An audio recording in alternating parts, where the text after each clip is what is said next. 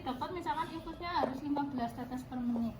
Misalkan saya pakai ada jam dinding ya, atau pakai jam yang ada di ya, misal ya, ini kurang tinggi ya, selang apa namanya standar infusnya ya, harus lebih tinggi ya.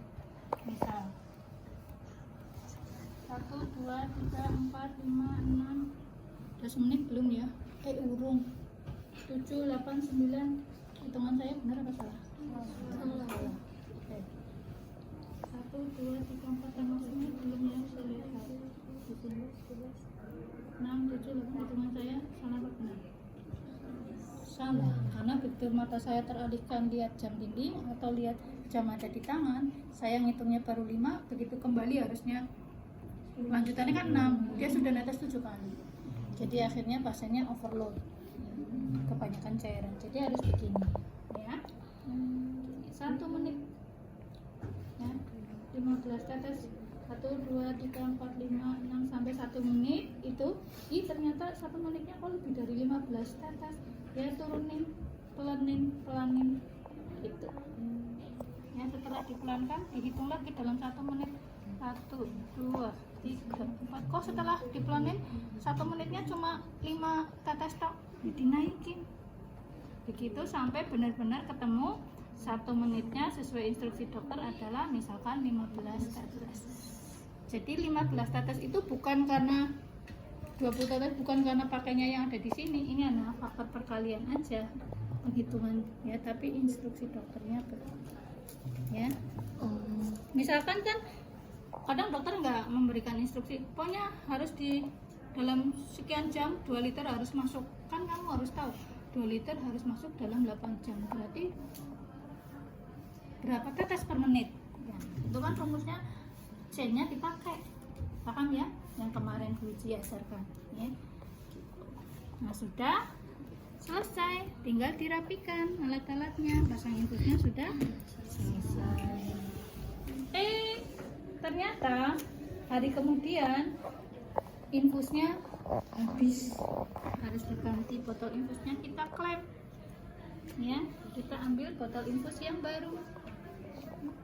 Ini asering, dibuka bekas bungkus plastiknya, dibuka tutupnya, kita siapkan. Ini udah diklaim, kita ambil botol yang sudah habis, dibuang di tempat sampah, kemudian kita pakai, masukkan ke cairan infus yang baru, pasang kembali dengan posisi label menghadap ke petugas, mudah terbaca oleh petugas, dihitung kembali infusnya berapa tetes sesuai instruksi dokter ya, misalkan ya 15 tetes per menit ya, ketemu. Kalau sudah ketemu, ada yang mau semut lagi? Udah, kalau sudah berarti udah selesai ganti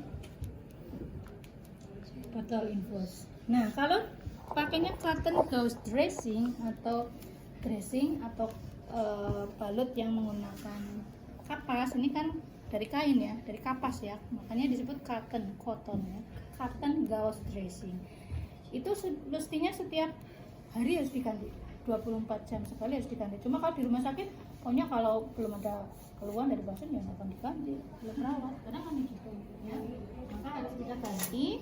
Nah kalau nggak ada plester, kamu boleh menggunakan hipafik ya, boleh pakai hipafik, ditutup pakai hipafik ya. Nah misalkan saya mau gantinya pakai ini, makanya saya nggak perlu menyiapkan plester atau hipafik, pakai transparan dressing ya. Kita pakai pinset yang ada giginya atau pinset chirurgi ya. Pada saat mengganti dressing ini nggak perlu dimatikan infusnya ya, infus tetap jalan ya. Kemudian hati-hati jangan sampai mencabut plaster yang untuk memfiksasi jarum ya. Oke, kemudian saya ganti dengan dressing transparan dressing. Ini ada tulisannya buka di sini.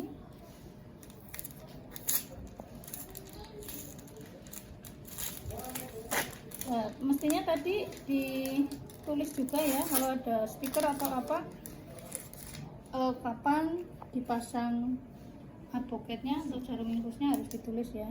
Kalau yang transparan dressing udah ada.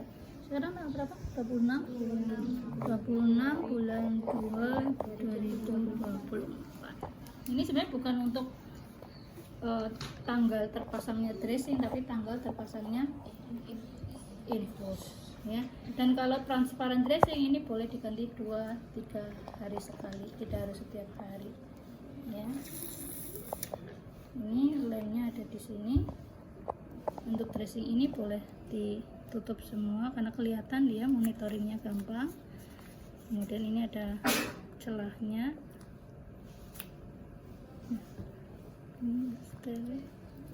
Nah ini ya, sambil ditekan supaya nempel. Pastikan kulitnya juga kering, tidak berkeringat supaya ini nempel.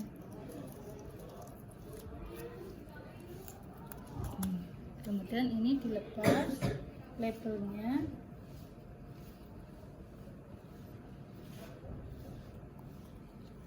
Ya, labelnya dilepas, dipasang di sini atau di samping juga boleh. Sudah ganti botol infus, ganti dressing, kemudian ternyata pasangnya nggak perlu diinfus lagi, udah tertutup ya, udah terpenuhi.